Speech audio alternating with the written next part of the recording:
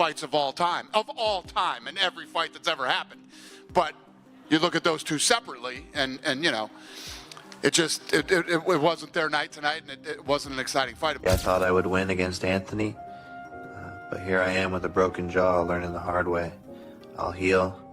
Because what just happened, what you just saw was, yes, Jake Paul finding out there's levels to this game. Yes, Anthony Joshua not having the greatest performance of all time, but him doing exactly what he had to do, what he needed to do for boxing, what he needed to do for himself. He drove himself to the hospital, his jaw shattered in 2 places. Doctors confirmed a double fracture so severe it required titanium plates and teeth removal. Jake Paul, the internet's loudest provocateur, faced a brutal reality. This wasn't just a loss, but a devastating injury that silenced his bravado. The combat sports world watched, horrified by the shocking aftermath, as Paul's much-hyped clash with Anthony Joshua delivered a lesson in unforgiving elite heavyweight power. It was a physical dismantling, a stark reminder of boxing's brutal truths, leaving Paul to heal and perhaps rethink his meteoric rise. Chopping that calf kick, you know, the whole first round. He couldn't have had a better first round, and then he got caught. Do you feel it's one of those things where, like, he got caught, or is it one of those things where Hangman age might be catching up to him, he might be slowing down? Which one do you think it could be? Listen, getting caught is getting caught. The internet exploded the moment Jake Paul hit the canvas, and all eyes immediately turned to Dana White, the UFC boss who had years publicly dismissed Paul as a manufactured boxer. Didn't need to throw a punch. His reaction said everything. From a knowing smirk to blunt comments, White appeared utterly vindicated. He had ridiculed Paul's viability, joking that fans just wanted to see him stop. This brutal lesson, watched by millions, was White's "I told you so" moment. A satisfying end to years of sparring, proving the stark difference between YouTube hype and elite heavyweight power. Standing in that ring thinking, for my own credibility, I've got to knock you out, but I've got to try and knock you out where I'm not hurting you as much as what I could if I unleashed. Yeah. And with the punch you said that he landed, it's not his best punch, it's his most powerful punch, right? Yep. And he's shattered his jaw in 2 places, right? So Anthony Joshua gets his 70 million, whatever it is. But I think he's sitting there thinking, thank God for that. Thank God. On a human level, I've come out, all right, I've sort of, not reputation, but I haven't hurt him as bad as what I could have. There should be an awful amount of people breathing a massive sigh of relief. Anybody that put that fight together, athletic commissions, like you said, it wasn't a fight. No, it wasn't at all. Like you said, it was a prize fight. It was an event. If Anthony damages him, he's got to live with that for the rest of his life. Absolutely. That's a lot of stress to deal with. You know what I mean? So I'm sure he's bleeding in the side of relief. The team that have put him in there, that have negotiated that for him, but the authorities that put that on and commissioned it as a proper boxing match, I've no doubt. Does that go on his... Because yeah, it's a professional boxing Do you know what? If I was Anthony Joshua, I would be saying, I don't want that on my record. Well, but for the credibility of them putting the fight on, they would have said to him, no, we've got to say this. It's been commissioned. It's going to be a proper fight. And I found it... I love my boxing, but I just find the whole thing really, really unedifying. You said about get followers. You mentioned Tommy Fury. Tommy Fury is nowhere near his level of getting like a British title fight or whatever. Nowhere near. So it's basically he's like... Beat Jake Paul. Well, oh yeah, sorry, yeah, beat Jake Paul. But but what I'm saying is that 100. I stand by that, and I think Tommy would admit that. You know what I mean? To become a British champion is a very prestigious thing to do, and I think he would struggle to do that. But I think when I was reading, he got 5.6 or £6 million. Even as Anthony Joshua celebrated his victory, a surprising truth emerged about his mindset. Joshua admitted profound relief, thinking, thank God I haven't hurt him as bad as I could have. He carried immense stress from potentially inflicting life-altering damage, recognizing the moral burden if he'd unleashed full power. This wasn't just about winning, it was the ethical tightrope of fighting someone out of their depth. The champion felt the weight of expectation, not just to win, but to emerge without catastrophic consequences for his opponent. This nuance was largely missed by the clamoring crowds. Fair enough. Oh, Jesus. That's a fucking bad idea. That's a bad idea. But let me tell you what. A lot of people will watch that one. Will you watch it? Sure. You know what everybody's tuning in for on that one. I think everybody's going to get what they've finally been waiting for. Former world champion Carl Froch didn't mince words, declaring the Jake Paul versus Anthony Joshua fight dragged boxing into clown world. Froch, a respected voice, had criticized Joshua's choice to face a YouTube star instead of elite competitors, arguing it damaged the sport's integrity and tarnished his legacy. For Froch, fighting social media personalities simply doesn't reflect the true competitive level expected of top heavyweights. While not explicitly calling it a disgrace, Froch's tone made it clear he views celebrity crossover bouts as profoundly harmful to boxing's credibility and tradition. This view was widely shared by many purists. A ton of heart, right? What's next for Jake Paul? Like I said, whatever he wants. Veteran boxing analyst Gareth A. Davies raised serious concerns about the safety implications of this fight. He highlighted the considerable weight difference and stark disparity in experience, suggesting the matchup dangerously stretched the limits of safety in a professional ring. Davies emphasized a full-scale contest between such mismatched opponents could be perilous, especially if Joshua landed decisive punches early. He argued regulatory bodies had an ethical obligation to evaluate safety measures, cautioning that a miscalculated bout could have severe consequences for both competitors. This stark warning was largely ignored amidst the immense hype. Heavyweight champ Anthony Joshua. Paul was sturdy for the first couple of rounds, but as the fight went on, the more experienced Joshua began to take control. After continuously connecting in the 5th round, it was only a matter of time before it was over. In the 6th, Joshua went on to knock out Paul with a big right hand.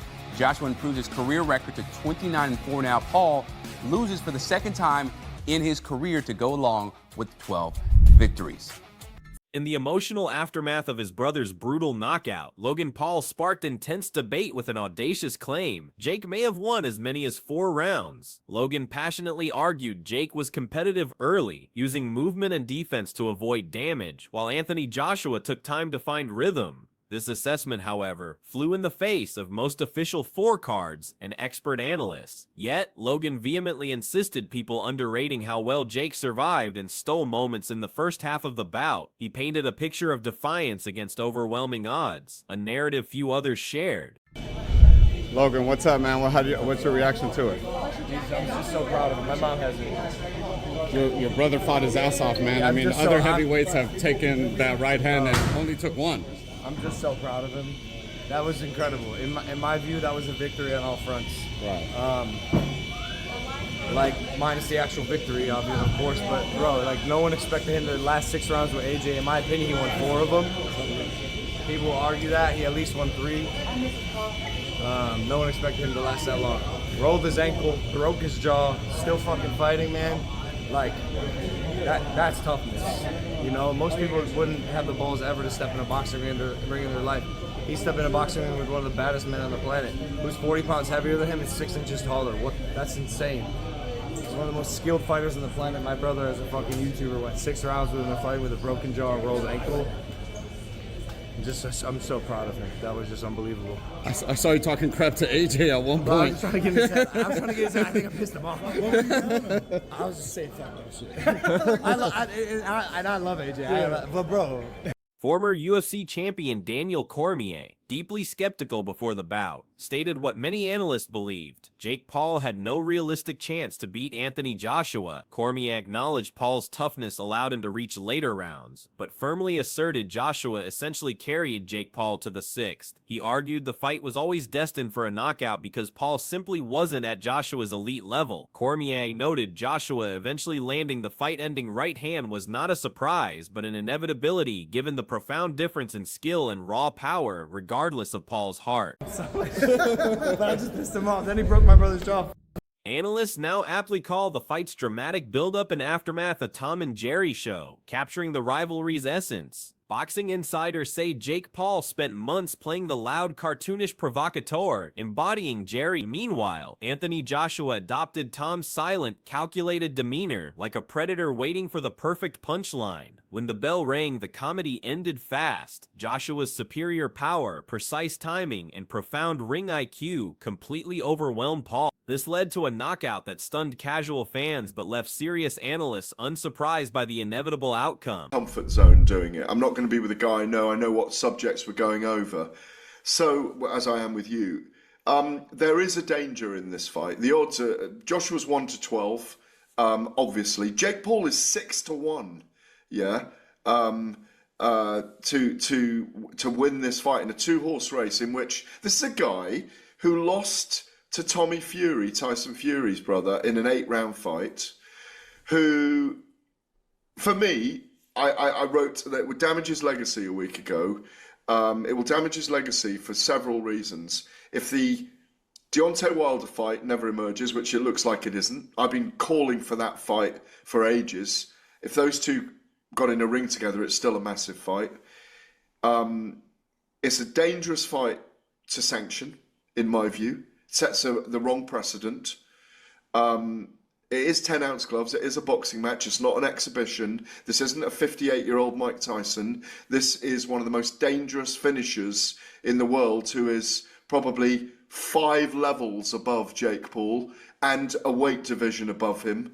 I think it's irresponsible to let those two in a ring together in a proper boxing match. That's my view. It doesn't damage his bank balance, but if he earns $70 million for this, are we really going to see him?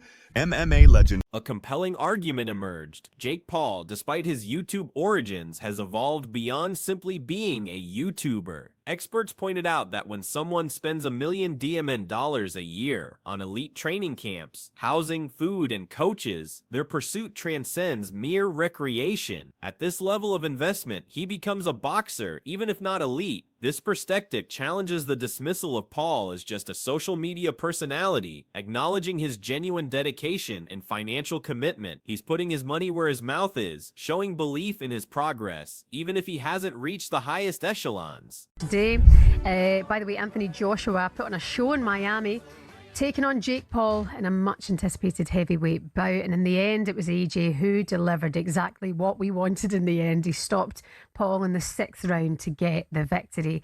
I'm just seeing pictures online just now of Jake Paul with a broken jaw. The guy's crazy. He's sticking his tongue out. There's blood everywhere. He's playing up to the cameras. He's quite the showman. Our very own showman with us this morning out there in Miami is TalkSport's Gareth A. Davies. Good morning, Gareth. Hi, Gareth. Good morning, Shaban. Good morning, Tony. A very dramatic night here. Yeah. Ask away. Gareth, I've got to ask you, because obviously he'll be criticised, I think, for sort of running around the ring in the first few rounds. But, boy, I've got to say, this Jake Paul is game as anybody I've seen. He is very, very bold and very brash and very brave. And he did extraordinarily well to take Anthony Joshua 6 rounds tonight. Yes, he ran around. He was elusive. But then he clinched, and I think he landed about 4 or 5 punches. Arguably, he might have won the first round and another round in there. So he did a brilliant job for his own resume, for his own career. And as you say, he's in hospital right now. He's posting the pictures already on Instagram. The scars of battle, the wounds of battle, the broken jaw, his teeth are rearranged a little bit. He gave it his all, but he wasn't good enough. What happened, we knew that was going to happen. The gulf in class and experience was extraordinary. And, I've just been with Anthony Joshua, and he said he was actually quite surprised about how elusive Jake was. And he just decided, you know what? I'm going to take my time here and chop the tree down gently. In a move shocking many boxing fans, analyst Teddy Atlas outlined an improbable yet possible path for Jake Paul to upset Anthony Joshua. Despite unlikelihood, Atlas emphasized styles make fights, suggesting Paul could leverage younger age, faster feet, and movement to frustrate Joshua. This strategy would be effective if Joshua's timing wasn't sharp after layoffs and losses. Atlas envisioned Paul using lateral movement, running, and capitalizing on a surprise right hand whenever Joshua overcommitted. He believed slipping rounds and keeping Joshua off balance could secure a shocking victory, arguing it wouldn't be pretty, but it was Paul's best tactical shot. I saw you going there. I was talking. Carl Froch bluntly assessed Anthony Joshua's early performance as subdued, suggesting he didn't seem motivated to smash Jake Paul in the opening rounds. Froch highlighted Joshua's 15-month layoff, contributing to slow feet and ring rust. He likened it to a world champion sparring novices without motivation, leading to bad rounds. Froch believed AJ was in a daze early on, walking Paul around, touching with a jab but not pulling the trigger on the right. Joshua simply didn't look like he got out of first gear, prolonging the fight unnecessarily, a surprising lack of killer instinct from the heavyweight champion. From round 1 to the devastating 6th, Jake Paul's strategy was pure survival. Critics like Carl Froch stated Paul just went in there and ran like a chicken for much of the fight. Some argued he achieved a moral victory lasting 6 rounds against a 2-time world champion, but Froch dismissed this. He argued that in a professional match, Joshua should have completely dismissed Paul much earlier. The relentless evasion and clinching, though tough, arguably brought down the sport's integrity, turning it into a spectacle of endurance rather than skillful competition. Beyond the athletic challenge, a colossal financial incentive drove this controversial matchup. Anthony Joshua reportedly earned a staggering $70 million US. This astronomical figure altered the calculus for fighters and promoters. While critics decried the fight as damaging to boxing's integrity, for Joshua, it was an unprecedented payday redefining his financial future. The prospect of such a massive payout for a single night's work underscored why these clown world fights, despite purest outcry, continue. The money is simply too significant to ignore, blurring lines between sport and spectacle. In a revealing pre-fight conversation, Logan Paul's deep concern for his brother's safety became chillingly clear. Logan recounted asking, "What safeguards do they have to make sure that Anthony Joshua doesn't hurt your brother?" The answer was stark: there are none. This admission underscores the terrifying reality of high-stakes boxing, especially with significant skill and size disparity. Logan's question exposed raw vulnerability, highlighting that once ropes close, a fighter's safety rests almost entirely on their own ability and opponent's mercy, a harsh truth for a concerned sibling. Despite the outcome and harsh criticism, respected combat sports figures acknowledge Jake Paul's heart, courage, and surprising performance. MMA legend Anderson Silva stated people must respect Paul for stepping into the ring with a seasoned champion and fighting through adversity. Experts noted Paul did extraordinarily well to take Anthony Joshua 6 rounds. While not good enough, his bold, brash, and brave approach resonated with many valuing grit. Even those questioning the fight's premise couldn't deny Paul's willingness to face immense danger, showcasing a tenacity few expected from the YouTube star, a testament to his evolving commitment. The fight's entertainment value suffered significantly due to excessive clinching and rough tactics. Instead of thrilling boxing, early rounds devolved into frustrating holding, grappling, and messy interactions that slowed the pace and irked viewers. The referee even warned both fighters mid-bout to adhere to rules as action stalled and disappointed fans. Critics argued Paul's frequent grabs and Joshua's initial lack of aggression made the contest feel disjointed, with too many stops and starts. This prevented the fluidity and skill expected from a major boxing event, leaving many feeling underwhelmed by the spectacle. The physical disparity between fighters undeniably favored Anthony Joshua. Standing at 6'6", Joshua had a significant height advantage. More critically, he outweighed Paul by a substantial margin, 2043 pounds to Paul's 2016 pounds. This 27-pound difference in heavyweight is immense, translating directly to raw power. Joshua's career record, improving to 29-4, underscored his seasoned experience and established power. This clear physical advantage, combined with his ring IQ, made the outcome for serious analysts almost a foregone conclusion, highlighting the sheer force Paul willingly stepped into. Even from his hospital bed, Jake Paul remained the consummate showman. He instantly took to social media, sharing graphic scans confirming multiple jaw fractures. He posted pictures with his tongue out, blood visible, playing up to the cameras even in extreme pain. This public display of his scars of battle not only confirmed his severe injury, but thanked fans for their support. It was a defiant theatrical response to crushing defeat, demonstrating Paul's mastery of digital engagement even in severe adversity. The narrative, as always, continued to center around him, his showmanship unbroken. Gareth Davies emphatically stated sanctioning this fight set a wrong precedent for boxing. He highlighted the irresponsibility of allowing one of the most dangerous finishers in the world, Anthony Joshua, 5 levels above Jake Paul and a weight division above him, into a proper boxing match. This wasn't an exhibition like 58-year-old Mike Tyson. It was a full-scale contest with 10-ounce gloves, making stakes incredibly high for Paul's physical well-being. Davies concluded it was irresponsible to let those two in a ring together, underscoring purist concerns that commercial interests overrode fighter safety and sport integrity. Anthony Joshua admitted he was quite surprised about how elusive Jake was in early rounds. Instead of rushing for an early knockout, Joshua adopted a measured strategy, deciding, "I'm going to take my time here and chop the tree down gently." This patient approach, while frustrating for fans, demonstrated Joshua's experience and tactical intelligence. He allowed Paul to expend energy moving and clinching, slowly wearing him down before unleashing the decisive blow in the 6th. This strategic shift from an expected early blitz to a calculated breakdown highlighted Joshua's adaptability and determination. Despite the brutal knockout, many acknowledged Jake Paul's undeniable growth and surging confidence.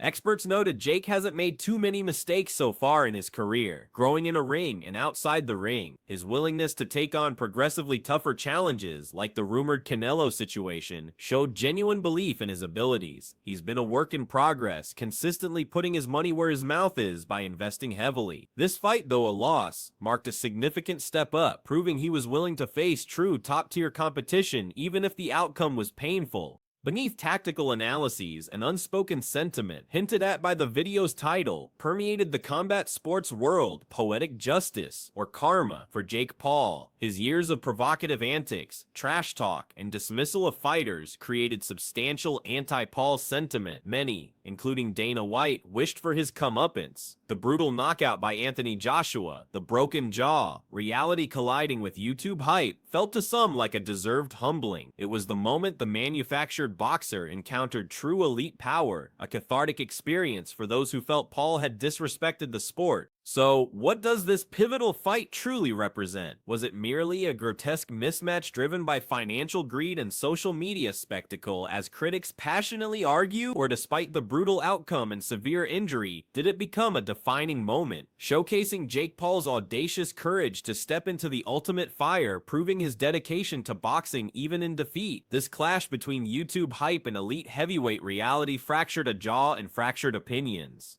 It left the combat sports world grappling with boxing's future. The impact resonates beyond the ring, forcing a crucial dialogue on integrity, safety, and the true cost of chasing fame in a sport where devastation is ever present.